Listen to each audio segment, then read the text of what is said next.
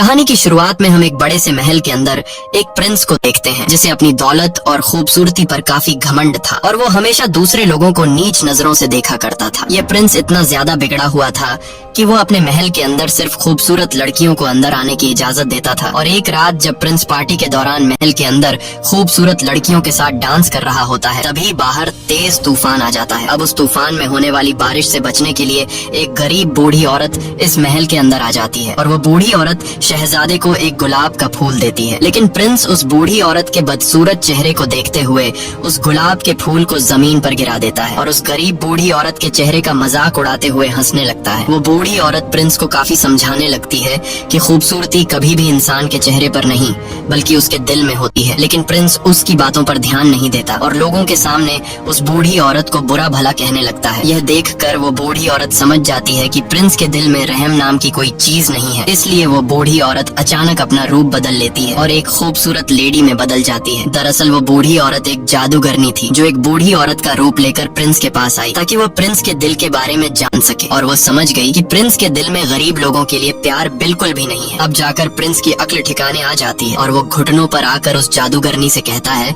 कि मुझे माफ कर दो। लेकिन अब जादूगरनी प्रिंस को कहाँ माफ करने वाली थी, क्योंकि कुछ देर पहले जब जादूगरनी ने प्रिंस से रिक्वेस्ट की कि प्लीज ये गुलाब का फूल एक्सेप्ट कर लीजिए, तब प्रिंस ने जादूगरनी के चेहरे का मजाक उड़ाते हुए उसके फूल को ठुकरा दिया था। इसीलिए अब वो जादूगरनी गुस्से में आकर अपने जादू से प्रिंस को जानवर यानी बीस्ट बना देती है। साथ ही प्रिंस को जितने भी लोग जानते थे वो जादूगरनी उन लोगों के दिमाग से प्रिंस को भुला देती है। यहाँ पर हमें ये पता चलता है कि उस जादूगरनी ने प्रिंस को जो फूल दी थी वह कोई आम फूल नहीं था बल्कि वह एक जादुई फूल था।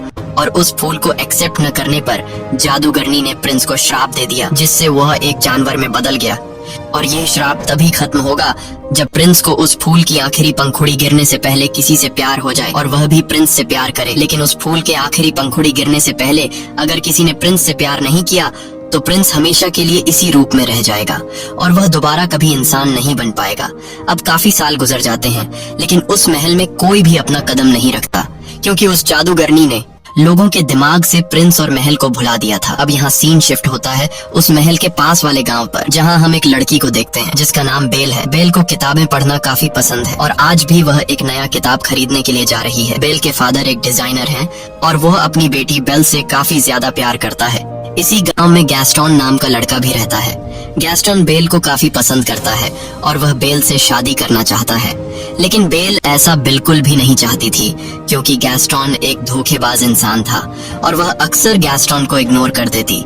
लेकिन गैस्टोन भी बेल का पीछा नहीं छोड़ता और वह किसी भी हाल में बेल से शादी करना चाहता है। एक दिन बेल का फादर किसी काम से जंगल के रास्ते शहर जा रहा होता है। जंगल के बीच में पहुंचने के बाद वह रास्ता भटक जाता है। तब सामने उसे एक दूसरा रास्ता दिखाई देता है। बेल का फादर सोचता है कि यह रास्ता शायद शॉर्टकट हो, इसलिए वह इस रास्ते पर चल पड़ता है। कुछ दूर आगे जाने के बाद तभी उसे जंगल से कुछ अजीब सी आवाजें सुनाई देने लगती हैं। बेल के पिता जब पीछे मुड़कर देखते हैं तो उसे पता चलता है कि जंगल के कुछ खतरनाक भेड़िए उसके पीछे पड़ गए हैं। यह देखते हुए बेल के फादर अपनी जान बचाने के लिए वहां से तेजी से घोड़ा गाड़ी को भगाने लगते हैं और भागते भागते वह एक महल के बाहर पहुंच जाता है। यह महल कोई और नहीं बल्कि वही महल है जिसे हमने कहानी की शुरुआत में देखा था। बेल का फादर इतने बड़े महल को देखकर हैरान रह जाता है और जब वो महल के अंदर आता है तो वो देखता है कि इस महल के अंदर कोई भी नहीं रहता। लेकिन हैरान करने वाली बात यह थी कि महल के अंदर कोई भी न रहते हुए महल के अंदर गरमाइश के लिए आग जल रही होती है। ये देखकर बेल के पिता को कुछ अजीब लगता है लेकिन फिर वो इस पर ज्यादा ध्यान नहीं देता और तभी उसकी नजर खाने के टेबल पर पड़ती है जहाँ खाना ऐसे सजाया गया था कि जैसे कोई शहजादा उसे खाने आने वाला हो। अब बेल के पिता को बहुत ज्यादा भूख लगी थी, इसलिए वो बिना कुछ सोचे समझे खाने के टेबल पर बैठ जाता है और बड़े ही मजे से खाना खाने लगता है। लेकिन उसे पता नहीं था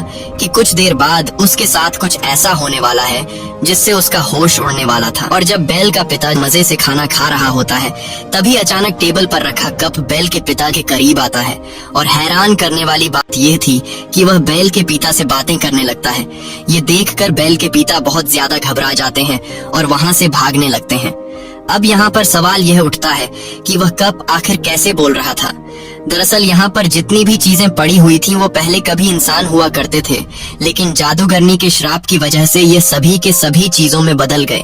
वही हम बेल के पिता को देखते हैं जो महल से बाहर आ गया होता है और तभी वो गार्डन में कई सारे सफेद गुलाब के फूल देख लेता है। बेल के फादर सोचते हैं कि मेरी बेटी ने फूल मंगवाया था, इसीलिए वो वहाँ से चुपचाप एक फूल को तोड़ लेते हैं और जैसे ही बेल के पिता फूल तोड़ते हैं तभी वहाँ पर बीस्ट आ जाता है। बीस्ट बेल के पिता पर काफी गुस्सा होता है क्योंकि बेल के पिता ने उसके गार्डन से गुलाब चुराने की कोशिश की, इसलिए बीस्ट गुलाब का फूल चुराने के जुर्म में बेल के पिता को कैद कर लेता है। लेकिन बेल के फादर का घोड़ा वहाँ से भाग जाता है और वह घोड़ा भागते भागते सीधा अपने घर आता है। बेल जब देखती है कि घोड़ा सिर्फ अकेला ही आया है और उसके फादर तो नहीं आए, ये देखकर वो फौरन समझ जाती है कि उसके फादर किसी मुसीबत में फंसे हुए हैं। इसीलिए बेल अपने फादर को ढूंढने के लिए उस घोड़े पर बैठ जाती है, जिसके बाद वह घोड़ा बेल को जंगल के रास्ते ले जाते हुए उसी महल में ले आता है जहाँ बेल के पिता कैद में है। बेल जब महल के अंदर जाती है तब वह चारों तरफ अपनी नजर घुमाती है, लेकिन वहाँ पर उसे कोई भी दिखाई नहीं देता। बेल वहाँ पर काफी आवाजें भी लगाती है कि यहाँ पर कोई है, पर उसे कोई भी जवाब नहीं मिलता। बेल भी परेशान हो जाती है कि आखिर इतना बड़ा महल खाली कैसे पड़ा है। अब जैसे ही बेल आगे बढ़ती है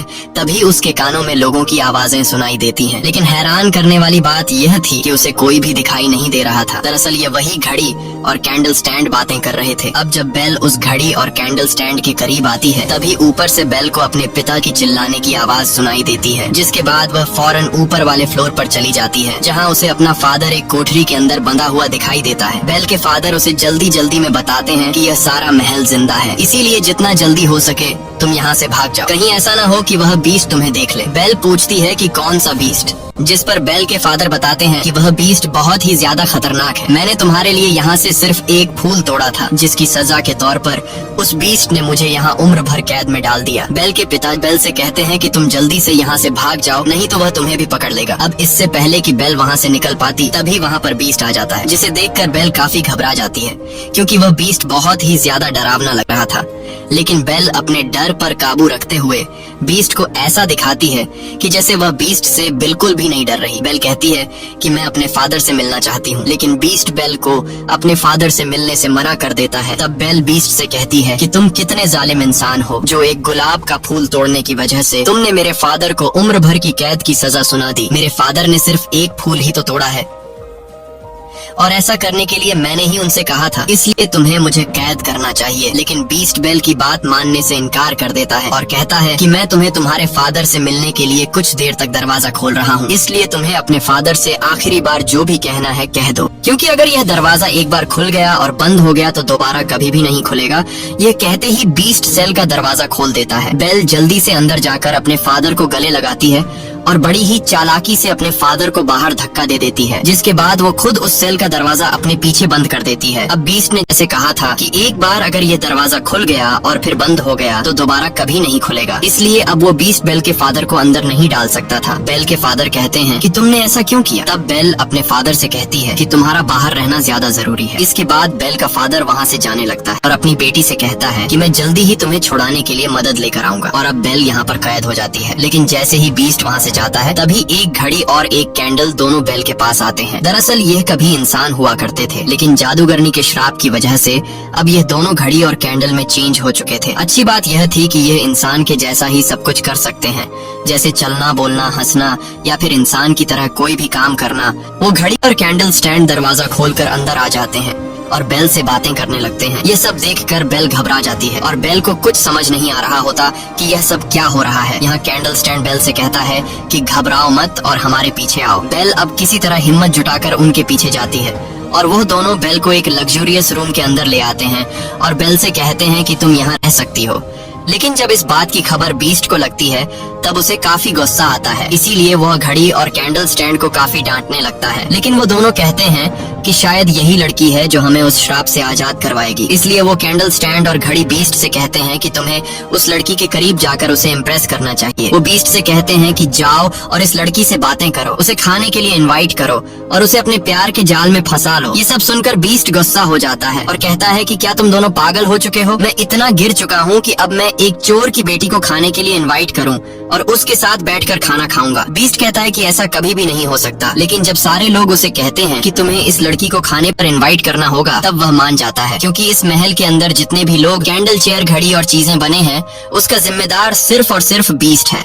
क्योंकि अगर वह उस दिन उस बूढ़ी औरत से वह फूल खुशी खुशी ले लेता तो आज इन लोगों की हालत इस तरह नहीं होती। अब यहाँ बीस्ट बेल के रूम का दरवाजा खटखटाकर उससे कहता है कि तुम मेरे साथ खाना खाओगी, लेकिन इसे तुम कोई रिक्वेस्ट मत समझना। ये सुनकर बेल उससे कहती है कि क्या तुम पागल हो? तुमने पहले मेरे फादर को बंदी बनाया, फिर मुझे कैद कर लिया और अब मेरे साथ खाना खाने के लिए पूछ रहे। ऐसा कभी नहीं हो सकता। ये सुनकर बीस्ट गुस्से से दरवाजे पर जोर जोर से पीट कर बोलने लगता है कि चाहे जो भी हो जाए तुम मेरे साथ खाना खाकर ही रहोगी। लेकिन बेल कहती है कि मैं भूखी ही क्यों न मर जाऊं, पर मैं तुम्हारे साथ खाना कभी नहीं खाऊंगी। यह सुनकर बीस्ट का गुस्से से बुरा हाल हो जाता है और कहता है कि ठीक है, तुम्हारी यह ख्वाहिश भी पूरी होगी, अब मैं तुम्हें भूखा ही मारूंगा। वह कहता है कि इसे कोई भी खाना मत दो और इसे भूख से मरने दो। यह कहकर बीस्ट वहाँ से चला जाता है। अब यहाँ घड़ी, कैंडल और बाकी चीजें काफी उदास हो जाते हैं, क्योंकि उनका श्राप से आजाद होने का मौका जाया हो चुका था। यहाँ पर हम देखते हैं कि बीस्ट उसी गुलाब के फूल के पास जाता है जिसकी आखिरी पंखुड़ी गिरने के बाद महल के अंदर मौजूद सभी लोग मर जाएंगे। यहाँ बीस्ट देखता है कि इस फूल की बहुत सारी पंखुड़ियाँ टूटकर नीचे गिर गई हैं। ये देखकर बीस्ट बहुत ज्यादा उदास हो जाता है, क्योंकि इस फूल से पहले ही कई सारी पंखुड़ियाँ गिर चुकी होती हैं और अब बस कुछ ही पंखुड़ियाँ रह गई होती हैं। ये वही जादूगरनी का दिया हुआ मैजिकल फूल होता है जिसकी आखिरी पंखुड़ी गिरने से पहले अगर किसी लड़की को बीस्ट से प्यार नहीं हुआ तो बीस्ट के साथ साथ वो श्रापित लोग जो इस वक्त गाड़ी, टेबल, अलमारी और कैंडल स्टैंड में बदले हैं, ये लोग हमेशा के लिए मिट जाएंगे। वहीं दूसरी तरफ हम देखते हैं कि बेल का फादर वापस अपने गांव आ चुका है। वो सभी लोगों से कहने लगते हैं कि मेरी बेटी की जान खतरे में है। जंगल के पास एक महल है जहाँ पर एक बीस्ट रहता है और उसी बीस्ट ने मेरी बेटी को कैद करके रखा है। ये सब सुनकर वहाँ पर मौजूद सभी लोग बेल के पिता पर हंसने लगते हैं और उसकी बात पर कोई भी यकीन नहीं करता। लेकिन गैस्टन, जो कि बेल से शादी करना चाहता था, इसीलिए वो बेल के फादर को इम्प्रेस करने के लिए कहता है कि मैं तुम्हारी बातों पर यकीन करता हूँ, मैं तुम्हारे साथ जाऊंगा तुम्हारी बेटी को बचाने के लिए। जिसके बाद गैस्टन और उसका एक साथी बेल के फादर के साथ जंगल के रास्ते से होते हुए बेल के पास जाने लगते हैं। अब रात के अंधेरे में बेल का फादर जिस रास्ते से महल तक पहुंचा था, वो रास्ता अब बेल का फादर भूल चुका होता है और उसे वो रास्ता नहीं मिल रहा होता। ये देखकर गैस्टन को काफी गुस्सा आता है और वो बेल के फादर से कहता है कि तुम्हारा दिमाग खराब हो गया है, यहाँ कोई भी बीस्ट नहीं रहता, तुमने फिजूल में मेरा टाइम जाया किया। साथ ही साथ गैस्टन बेल के फादर से यह भी कह देता है कि मैं तुम्हारी बेटी से प्यार करता हूँ और मैं तुम्हारी बेटी से शादी करना चाहता हूँ। लेकिन बेल के फादर उससे कहते हैं कि मेरे जिंदा रहते हुए ऐसा कभी नहीं हो सकता। इस बात पर गैस्टन को काफी गुस्सा आता है और वो बेल के फादर को पंच मारकर नीचे गिरा देता है। इसके बाद वो बेल के पिता को एक पेड़ के साथ बांध देता है और उसे वहीं मरने के लिए छोड़कर वहाँ से चला जाता है ताकि भेड़िए इसे मार दें, क्योंकि यह भेड़ियों का इलाका था। लेकिन ऐसा कुछ नहीं होता और अगली सुबह हम देखते हैं कि बेल के पिता के पास एक लेडी आती है जिसका नाम अगता था। अगता को गांव से निकाल दिया गया था। यहाँ अगता जब बेल के फादर को बंधा हुआ पाती है तब वो बेल के फादर को छुड़ाकर उसकी जान बचा लेती है। वहीं दूसरी तरफ हम महल में बेल को देखते हैं जिसके पास चाय का कप मिलने आता है और बेल से कहता है कि बीस्ट कोई बुरा इंसान नहीं है, बल्कि वो दिल का बहुत ही अच्छा है। इसके बाद वो सभी चीजें बेल को अपने साथ एक दूसरे रूम में ले जाते हैं जहाँ वो बेल को खाना खिलाते हैं। यहाँ बीस्ट आकर जब ये सारी चीजें देखता है तो वो चुपचाप वहाँ से चला जाता है। अब जब बेल वापस अपने रूम में सोने के लिए आती है तब उसे पास में ही एक दूसरा रूम दिखाई देता है, जिसे देखकर बेल बिना कुछ सोचे समझे उस रूम के अंदर चली जाती है और यह वही रूम होता है जिसके अंदर वो मैजिकल फूल रखा गया था। बेल उस फूल के करीब जाती है और जैसे ही उस फूल को छूने वाली होती है तभी वहाँ पर बीस्ट आ जाता है और वो बेल को डांटते हुए कहता है कि तुम्हें अंदाजा नहीं है कि तुम क्या करने वाली थी। अगर इस फूल को कुछ हो जाता तो हम सबकी जान चली जाती। बीस्ट गुस्से में आकर उससे कहता है कि चली जाओ यहाँ से और दोबारा मुझे अपनी शक्ल मत दिखाना। बीस्ट के जोर से चिल्लाने की वजह से बेल रोते हुए महल को छोड़कर जाने लगती है। इस दौरान महल की श्रापित चीजें बेल को रोकने की काफी कोशिश करते हैं, लेकिन बेल कहती है कि अब मैं इस महल में एक सेकंड के लिए भी नहीं रुकूंगी और वो घोड़े पर बैठकर जंगल के रास्ते जाने लगती है। बेल को जाता देखकर महल के अंदर मौजूद श्रापित चीजें काफी मायूस हो जाती हैं, क्योंकि बेल इन्हें छोड़कर चली गई और ये श्रापित चीजें समझ जाते हैं कि अब हम हमेशा के लिए इसी हालत में रहेंगे। यहाँ बेल जैसे ही जंगल में कुछ दूर आगे आती है तभी वहाँ कुछ भेड़िए उसे घेर लेते हैं, लेकिन इससे पहले कि वो भेड़िए बेल को कोई नुकसान पहुँचा पाते तभी वहाँ पर बीस्ट आ जाता है और वो उन भेड़ियों से लड़ने लगता है। काफी देर तक उन भेड़ियों से लड़ने के बाद आखिरकार बीस्ट उन सभी भेड़ियों को वहाँ से भगा देता है, लेकिन इस लड़ाई में वो खुद भी बुरी तरह से घायल हो चुका था। बेल अभी घोड़े पर बैठकर वहाँ से जाने ही वाली थी कि तभी वो देखती है कि बीस्ट ज्यादा जख्मी होने की वजह से जमीन पर गिर गया है। अब क्योंकि बीस्ट ने बेल की जान बचाई थी, इसीलिए अब बेल वहाँ से जाने की बजाय बीस्ट के पास आ जाती है और कहने लगती है कि मैं तुम्हें उठा नहीं सकती, इसीलिए तुम्हें खुद ही उठना होगा। अब बीस्ट काफी मुश्किल से हिम्मत करके खड़ा हो जाता है, जिसके बाद बेल उसे घोड़े पर बैठाकर वापस महल की तरफ ले आती है। अब बेल एक बार फिर से वापस उसी महल में आ चुकी थी। महल में मौजूद सभी श्रापित चीजें बेल को दोबारा से देखकर काफी खुश हो जाती हैं, क्योंकि वो सभी चाहते थे कि बेल यहीं हमारे साथ रहे और बेल और बीस्ट को एक दूसरे से प्यार हो जाए, जिसकी वजह से श्राप का असर खत्म हो जाएगा और सब कुछ पहले की तरह वापस नॉर्मल हो जाएगा। यहाँ वो चीजें बेल को अपनी पूरी स्टोरी बता देते हैं कि उस फूल की आखिरी पंखुड़ी गिरने के बाद हम सभी मारे जाएंगे, लेकिन ये चीजें बेल को पूरी बात नहीं बताते कि उस फूल की आखिरी पंखुड़ी गिरने से पहले तुम दोनों को एक दूसरे से प्यार हो जाना चाहिए, क्योंकि अगर ये चीजें बेल को पूरी सच्चाई बता देते तो बेल समझ जाती कि ये लोग मुझे जबरदस्ती बीस्ट के प्यार में धकेलना चाह रहे हैं। और ये सब पता चलने के बाद बेल को बीस्ट से असली वाला प्यार कभी नहीं हो पाएगा। यहाँ हम देखते हैं कि बेल बीस्ट के पास जाती है और वो बीस्ट के जख्मों पर मरहम पट्टी करने लगती है। साथ ही वो बीस्ट के जख्मों पर मरहम लगाते हुए बीस्ट को कुछ शेर सुनाती है, क्योंकि बेल को शेर और शायरी और बुक्स पढ़ने में काफी इंटरेस्ट था। लेकिन जब बेल शेर पढ़ती है तब बीस्ट उस शेर के आगे का हिस्सा खुद कंप्लीट कर देता है। ये देखकर बेल काफी हैरान हो जाती है और बीस्ट से पूछती है कि क्या तुम भी पोएट्री पढ़ते रहते हो? तब बीस्ट कहता है कि मैं लव स्टोरी, प्यार, मोहब्बत, इन सब के बारे में पोएट्री नहीं पढ़ता, लेकिन मैंने बहुत तालीम हासिल की है। ये सुनकर बेल समझ जाती है कि बीस्ट काफी पढ़ा लिखा है, इसीलिए वो हर एक पोएट्री के बारे में जानता है। बीस्ट की ये बातें सुनकर बेल कहती है कि मुझे तो प्यार मोहब्बत की बातें और कहानियां काफी पसंद हैं, जिस पर बीस्ट कहता है कि वो तो तुम्हारी शक्ल से पता चल रहा है कि तुम्हें किताबें पढ़ना कितना पसंद है, लेकिन अगर तुम पढ़ना ही चाहती हो तो कुछ अच्छा पढ़ो। इसके बाद बीस्ट बेल को अपनी लाइब्रेरी में लेकर जाता है, जो कि काफी बड़ी थी। वहाँ पर काफी सारे बुक्स थे। बेल इतने सारे बुक्स को देखकर एकदम शॉक रह जाती है और काफी खुश भी हो जाती है, क्योंकि गाँव में पढ़ने के लिए उसे कोई भी बुक नहीं मिलती थी, लेकिन यहाँ तो किताबों की अलमारियां भरी पड़ी हैं। यहाँ बीस्ट बेल से कहता है कि अगर तुम चाहती हो तो तुम हमारे साथ रह सकती हो, और अगर तुम्हें मेरी बुक्स की लाइब्रेरी पसंद आई है तो आज से ये लाइब्रेरी तुम्हारी। ये सुनकर बेल काफी ज्यादा खुश होती है और फिर वक्त के साथ इन दोनों की दोस्ती गहरी होने लगती है। ये दोनों एक दूसरे के साथ टाइम स्पेंड करने लगते हैं और एक साथ खाना खाने लगते हैं। अब इन दोनों को एक साथ रहना काफी अच्छा लग रहा था। यहाँ बीस्ट बेल को खुश रखने के लिए गाना गाकर सुनाता है, जिसे सुनकर बेल को काफी अच्छा लगता है। यहाँ घर की श्रापित चीजें इन दोनों को एक साथ देखकर काफी खुश होते हैं और समझ जाते हैं कि यह दोनों अब एक दूसरे को पसंद करने लगे हैं। एक दिन कैंडल स्टैंड बीस्ट से कहने लगता है कि तुम्हें अब बेल से अपने प्यार का इजहार कर देना चाहिए, क्योंकि वो भी तुम्हें पसंद करने लगी है। लेकिन बीस्ट कहता है कि वो कभी भी मुझसे प्यार नहीं करेगी, क्योंकि मैं एक जानवर हूँ। लेकिन कैंडल स्टैंड बीस्ट से कहता है कि ऐसा कुछ भी नहीं है, तुम एक बार ट्राई तो करो। यहाँ बीस्ट के सारे साथी यानी वो सारी चीजें बीस्ट से बेल को आई लव यू बोलने के लिए बार बार कहते हैं। जब बीस्ट बेल से अपने प्यार का इजहार करने के लिए रेडी हो जाता है तब ये श्रापित चीजें पहले बीस्ट को तैयार करते हैं और बीस्ट से एक सुंदर प्रिंस बना लेते हैं। वहीं दूसरी तरफ ये लोग बेल को भी एक रानी की तरह तैयार कर लेते हैं। बेल को डांस करना काफी पसंद था, इसीलिए वो दोनों डांस करने लगते हैं। वहीं दूसरी तरफ हम देखते हैं कि बेल के फादर वापस अपने गांव में आ चुके थे। वो सभी को बताते हैं कि गैस्टन ने मुझे जंगल में बांध कर छोड़ दिया था ताकि जंगल के खूंखार भेड़िए आकर मुझे खा लें, लेकिन गैस्टन ये सब मानने से इनकार कर देता है और कहता है कि ये बूढ़ा झूठ कह रहा है। यहाँ बेल के फादर के साथ अगता भी होती है, जिसने बेल के फादर की जान बचाई थी, और यहाँ अगता भी बेल के फादर के हक में गवाही देते हुए लोगों को सारी सच्चाई बता देती है कि गैस्टन ने बेल के फादर को जंगल में बांधकर उसे भेड़ियों का खाना बनने के लिए छोड़ दिया था। लेकिन गैस्टन अपने किए से बिल्कुल मुकर जाता है और कहने लगता है कि यह लड़की झूठ बोल रही है। साथ ही वो कहता है कि अगता की गवाही कोई मायने नहीं रखती, क्योंकि इसे तो पहले से ही गांव से निकाल दिया गया है। अब यहाँ पर गैस्टन का साथी भी झूठ बोल देता है और कहता है कि गैस्टन जो भी कह रहा है वो सच कह रहा है। अब एक बंदे की गवाही को सुनते हुए सभी गाँव वाले गैस्टन की बातों पर यकीन कर लेते हैं और सभी लोग यह समझने लगते हैं कि बेल के फादर की दिमागी हालत बिगड़ चुकी है और उसके ऊपर कोई शैतानी साया है, इसीलिए वो उल्टी सीधी हरकतें कर रहा है। अब यहाँ गांव के लोगों को लगता है कि अगर यूं ही बेल के फादर को खुला आजाद छोड़ दिया गया तो वो हमारे लिए खतरा बन सकता है। इसीलिए ये सभी बेल के फादर को पकड़ लेते हैं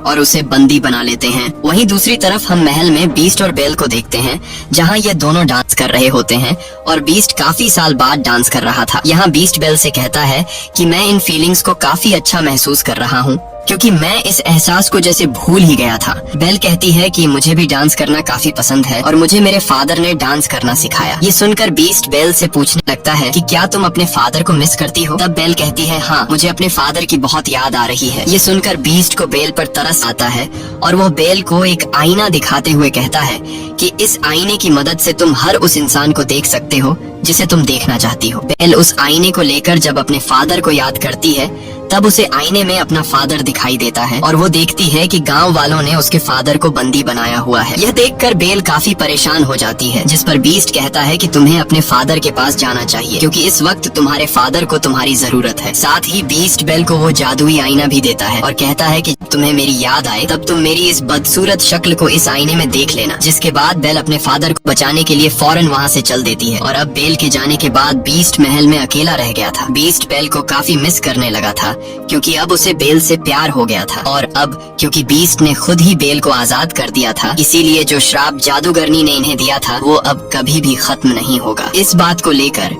बीस्ट और उसके बाकी के साथी काफी उदास हो जाते हैं। वहीं दूसरी तरफ बेल अपने गांव पहुंच जाती है और वो देखती है कि उसके फादर को गांव वालों ने बंदी बनाया हुआ है। बेल सभी को बताती है कि मेरे फादर जो कह रहे हैं वो बिल्कुल सच है। वो सभी को बताने लगती है कि जंगल में एक महल है जहाँ पर एक बीस्ट रहता है, लेकिन गांव वाले बेल की भी बातों पर यकीन नहीं कर रहे थे। अब जब गांव वाले बेल की बात पर यकीन नहीं कर रहे होते तब बेल उस जादुई आईने में सभी लोगों को बीस्ट दिखाती है, जिसे देखकर सभी लोग काफी हैरान रह जाते हैं। बेल इन सभी लोगों से कहती है कि तुम लोगों को डरने की जरूरत नहीं, क्योंकि वो बीस्ट बिल्कुल भी खतरनाक नहीं है, बल्कि वो बीस्ट दिल का बहुत ज्यादा अच्छा है और वो किसी को नुकसान नहीं पहुंचाता। अब गैस्टन बेल को जब उस बीस्ट की इतनी ज्यादा तारीफ करते हुए सुनता है तो वो समझ जाता है कि बेल अब बीस्ट से प्यार करने लगी है और इस वजह से गैस्टन जेलस फील करता है। इसीलिए वो सभी गांव वालों को भड़काने की कोशिश करता है कि उस बीस्ट ने बेल पर ब्लैक मैजिक कर दिया है, जिस वजह से वो भी अपने फादर की तरह बातें करने लगी है। इसके बाद गैस्टन गांव वालों से कहता है कि बेल पर ब्लैक मैजिक होने की वजह से वो हमें नुकसान पहुंचा सकती है, इसीलिए बेल को भी उसके फादर के साथ बांध दो। जिसके बाद गांव के लोग बेल को उसके फादर के साथ बांध देते हैं। यहाँ गैस्टन गांव के सभी लोगों को उकसाता है कि हम सभी को मिलकर उस महल में जाना चाहिए और उस बीस्ट को जान से मार डालेंगे। अगर वो नहीं मरा तो वो हमारे गांव आकर हम सभी को मार डालेगा। यहाँ गांव वाले उसकी बातों में आ जाते हैं और पूरा गांव बीस्ट को मारने के लिए महल की तरफ चल पड़ता है। दरअसल गैस्टन बीस्ट को मारने के लिए गांव वालों को इसलिए उकसाता है क्योंकि वह बीस्ट को मारकर उसके महल पर कब्जा करना चाहता था और खुद को उस महल का प्रिंस बनाना चाहता था। यहाँ हम देखते हैं कि बेल भी किसी तरह करके खुद को छुड़ा लेती है और वह भी महल की तरफ निकल पड़ती है। वहीं गांव के लोग बीस्ट को मारने के लिए महल तक पहुँच जाते हैं और जैसे ही यह लोग महल के अंदर दाखिल होते हैं तब बीस्ट के सारे साथी यानी गाड़ी, कैंडल स्टैंड और बाकी चीजें इन लोगों पर हमला कर देते हैं। गांव के लोगों को कुछ भी समझ में नहीं आ रहा था कि यह सब क्या हो रहा है, क्योंकि उनके आंखों के सामने कोई इंसान नहीं बल्कि बेजान चीजें थीं। वहीं पर हम गैस्टन को देखते हैं जो कि बीस्ट के पास पहुंच जाता है, लेकिन बीस्ट काफी उदास होता है क्योंकि बेल के जाने के बाद उसे कुछ भी अच्छा फील नहीं हो रहा था और वो बेल को काफी मिस कर रहा था। गैस्टन बीस्ट से कहता है कि तुम्हें क्या लगता है कि बेल तुमसे प्यार करती है? तुम्हारी ये सोच गलत है, क्योंकि बेल ने ही तुम्हें खत्म करने के लिए हम सभी गांव वालों को यहाँ भेजा है। ये सुनकर बीस्ट काफी ज्यादा मायूस हो जाता है और तभी गैस्टन बीस्ट को शूट कर देता है, जिससे बीस्ट नीचे गिर जाता है। लेकिन नीचे गिरने से पहले बीस्ट टेरेस की एक लकड़ी को पकड़ लेता है। अब इससे पहले कि गैस्टन बीस्ट को मारने के लिए दूसरी गोली चला पाता, तभी वहाँ पर बेल आ जाती है और बेल गैस्टन का हाथ पकड़ लेती है ताकि वो बीस्ट को गोली ना मार सके। लेकिन इस हाथापाई में गैस्टन का पाँव फिसल जाता है, जिससे वो नीचे गिर जाता है और उसके हाथ से बंदूक भी छूटकर नीचे गिर जाती है। अब बीस्ट भी ऊपर आने की कोशिश करता है और तभी बेल उसे आवाज देती है। बेल बीस्ट से माफी मांगते हुए कहती है कि मैंने गांव वालों को रोकने की बहुत कोशिश की, लेकिन वो नहीं रोके। बेल की यह बातें सुनकर बीस्ट काफी खुश हो जाता है और वो समझ जाता है कि गैस्टन ने मुझसे झूठ कहा था। बेल ने मुझे मारने के लिए गांव वालों को यहाँ नहीं भेजा था। अब बेल को देखकर बीस्ट के अंदर एक हिम्मत आ जाती है और वो गैस्टन का मुकाबला करने के लिए तैयार हो जाता है, जिसके बाद वो गैस्टन के पास जाकर उसे गर्दन से पकड़कर ऊपर उठा लेता है और उसे महल की ऊंची दीवार से नीचे फेंकने वाला होता है। तब गैस्टन बीस्ट से काफी रिक्वेस्ट करने लगता है कि प्लीज ऐसा मत करो और मुझे छोड़ दो। बीस्ट जो अब एक अच्छे दिल का मालिक बन गया होता है, इसीलिए वो गैस्टन पर रहम खाकर उसे छोड़ देता है और उससे कहता है कि चले जाओ यहाँ से। गैस्टन दौड़ते हुए वहाँ से चला जाता है, जिसके बाद बीस्ट बेल के पास आ जाता है। अब मौके का फायदा उठाकर गैस्टन पीछे की तरफ से बीस्ट पर 2 गोलियां चला देता है, जिससे बीस्ट नीचे गिर जाता है। लेकिन तभी हम देखते हैं कि गैस्टन जिस जगह पर खड़ा हुआ था वो जगह टूट जाती है और गैस्टन भी नीचे गिर जाता है। अब काफी ऊंची जगह से गिरने की वजह से गैस्टन की वहीं पर मौत हो जाती है। यहाँ बेल दौड़ते हुए बीस्ट के पास आती है और उसे बचाने की कोशिश करती है, लेकिन अब बीस्ट की हालत काफी खराब हो चुकी थी, क्योंकि अब वो काफी इंजर्ड हो चुका था और वो अपनी आखिरी सांसें ले रहा होता है। तब बेल बीस्ट से कहने लगती है कि अब मैं तुम्हें कभी भी छोड़कर नहीं जाऊंगी। लेकिन बीस्ट कहता है कि अब मेरा जाने का वक्त आ चुका है। ये सुनकर बेल कहती है कि ऐसा कुछ नहीं होगा, सब कुछ नॉर्मल हो जाएगा। और तभी हम देखते हैं कि उस गुलाब के फूल की आखिरी पंखुड़ी भी नीचे गिर जाती है। जैसे ही पंखुड़ी नीचे गिरती है, बीस्ट बिल्कुल खामोश हो जाता है और पैलेस के अंदर जो चीजें थीं अब वो सभी की सभी बेजान हो जाती हैं। बीस्ट को मरता हुआ देखकर बेल को काफी दुख होता है और वो रोने लगती है। यहाँ बेल बीस्ट से अपने प्यार का इजहार कर देती है और वो बीस्ट से कहती है कि मैं तुमसे बहुत प्यार करती हूँ। ये कहकर बेल बीस्ट को किस कर लेती है और तभी वहाँ पर अगता भी आ जाती है। अगता वो लेडी है जिसे गांव से निकाल दिया गया था। और यहाँ आता है कहानी में सबसे बड़ा ट्विस्ट, क्योंकि हमें पता चलता है कि अगता कोई आम लेडी नहीं बल्कि वही जादूगरनी है जिसने बीस्ट को श्राप दिया था। यहाँ वो देखती है कि बीस्ट को किसी से प्यार हो गया है और वो लड़की भी अब बीस्ट से प्यार करती है, यानी कि अब वो श्राप खत्म हो चुका था। और तभी हम देखते हैं कि बीस्ट के चारों तरफ रोशनी चमकने लगती है, जिससे बीस्ट अब एक खूबसूरत प्रिंस में बदल जाता है। ये देखकर बेल काफी खुश हो जाती है और ये दोनों एक दूसरे को गले लगाते हैं। वहीं महल के अंदर जितनी भी श्रापित चीजें थीं, अब वो सभी इंसान बनना शुरू हो जाते हैं और अपने असली रूप में आ जाते हैं। सभी लोग काफी खुश होते हैं। बेल और बीस्ट सभी लोगों के बीच में डांस कर रहे होते हैं और इसी के साथ यह कहानी खत्म हो जाती है। अगर आपको यह वीडियो अच्छी लगी हो तो हमारे चैनल को सब्सक्राइब और वीडियो को लाइक जरूर कीजिएगा।